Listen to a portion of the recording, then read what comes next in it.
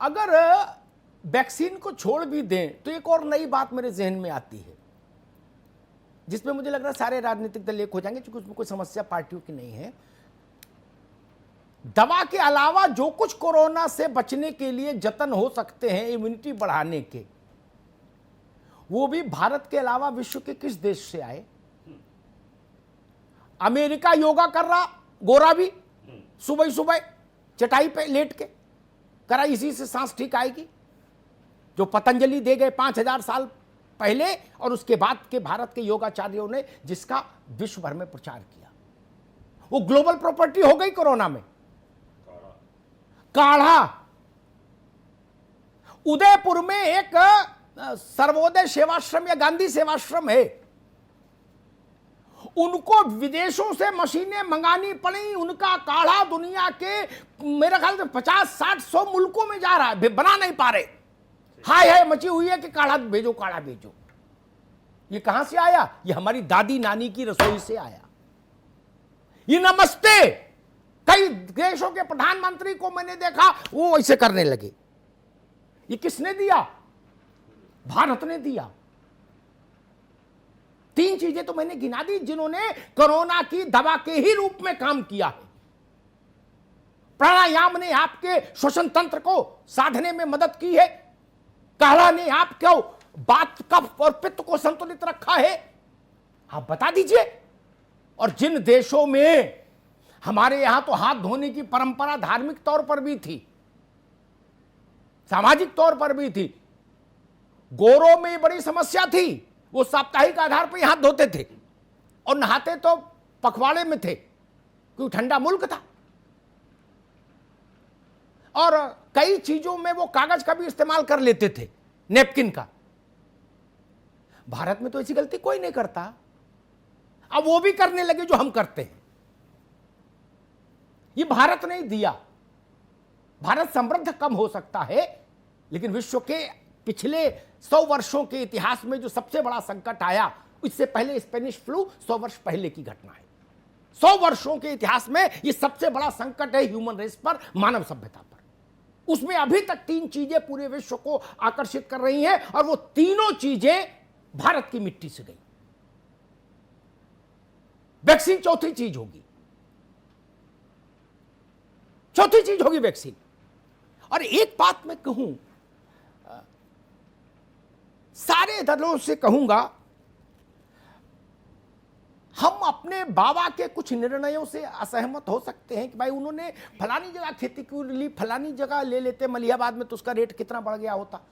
हो सकता है अपने पिता के कुछ निर्णयों से असहमत हो सकते हैं, अंशु अवस्थी, राजपाल भाई, हरीश जी में, या बंसल साहब, यादव जी, कि भाई अगर उन्होंने बताया प्रतापगढ़ में जमीन ले ली और नोएडा में लेते तो 15 करोड़ की हो जाती। हो सकता है मैं असहमत हूं, लेकिन असहमति को एक क्षण के लिए किनारे करिए और फिर देखिए कि आपके पिता ने आपको बनाने में कितना तपस्या की, आपके बाबा ने आपके परिवार को बनाने में कितनी तपस्या की, आपकी मां ने कितनी तपस्या की। ये सरकारें भी वही हैं, ये परिवार के मुखिया हैं। कोई सरकार, किसी सरकार का मुखिया ये चाह सकता वो किसी दल की हो कि मेरे समय में उन्नति ना हो, मेरे समय में प्रगति ना हो, मेरे समय में लोग कष्ट में जिए? कोई नहीं चाहता, कोई नहीं चाहता। ऐसा पापी कौन होगा? इसलिए बड़ा मन रखिए। चुनाव के समय 3 महीने तय कर लीजिए कि भाई 3 महीने कटाजुज करेंगे आपस में, तू मैं कहते हैं कि 3 ही महीने रखिए, लंबा नहीं। हर वक्त आलोचना भी वितृष्णा पैदा करती है, एक खिन्नता पैदा करती है देश में। और मैं सच्ची बात बताऊं, आप लोगों को तो लोग पहचानते हैं भाई आप लोग नेता हो, तो आपसे वैसी बात नहीं कहेंगे।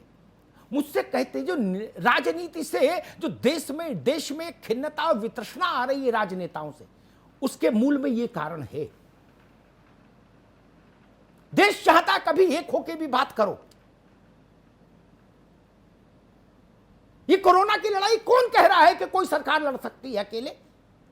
किसी सरकार ने ये कहा भी नहीं, न केंद्र की सरकार ने कहा, न किसी राज्य की सरकार ने कहा, जहां अलग अलग दलों की सरकारें हैं, ये गठबंधन की सरकार है। सब कह रहे हैं भाई जनता को सलाम, जनता का आभार, जनता लड़ रही है। और सरकार कोई आसमान से आती है मेरे दोस्त, सरकार भी तो हमारे बीच से आती है। हरीश जी हमारे परिवार से, अंशु अवस्थी जी हमारे परिवार से, राजपाल कश्यप जी हमारे परिवार से। ये लोग दूसरी प्रजाति के नहीं है ना।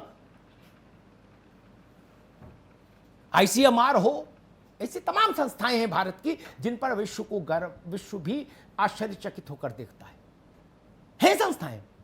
भारत के इलेक्शन कमीशन का दुनिया में जितना मान है उतना मान अमेरिका के, ब्रिटेन के इलेक्शन कमीशन का भी नहीं। ये भारत ने तय किया ना।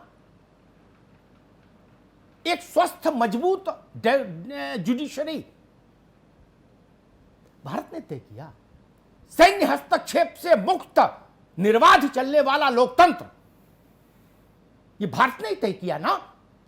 वरना पड़ोस में देख लो, रोज जूता चल रहा है, कभी प्रधानमंत्री को बंद कर लेते, कभी राष्ट्रपति को पटक के मारते। हो रहा है ना। ये सब चीजें गर्व करने लायक है। और मैं तो कई बार बहुत प्रसन्न हो जाता हूं जब अतीत में जाता हूं। 1970 का भारत देखिए, फिर 80 का देखिए, फिर 90 का देखिए, फिर 2000 का देखिए, 2010 का देखिए और 2020 का देखिए। प्रगति समझ आ जाएगी। जो लोग ये कहते भारत ने प्रगति नहीं की, वो ना समझे या उनकी आंखों में मोतियाबिंद है। हमने 70 का भारत देखा, 80 का भारत देखा, 90 का देखा, 2000 का देखा, 2010 का देखा, 20 का देख रहे हैं। कभी हम सोच सकते थे कि ऐसा टेलीफोन होगा जो चलते फिरते इसमें फोटो भी आएगी, बात करेंगे? सोच सकते थे? कभी सोच सकते थे कि करोड़ों की संख्या में, लाखों नहीं करोड़ों की संख्या में हिंदुस्तान के लोग जहाज में चलेंगे? नहीं सोच सकते थे। 1980 में भी नहीं सोचते थे। कभी हम सोच सकते थे कि भारत की 72 आबादी वाहन अफोर्ड कर लेगी? नहीं।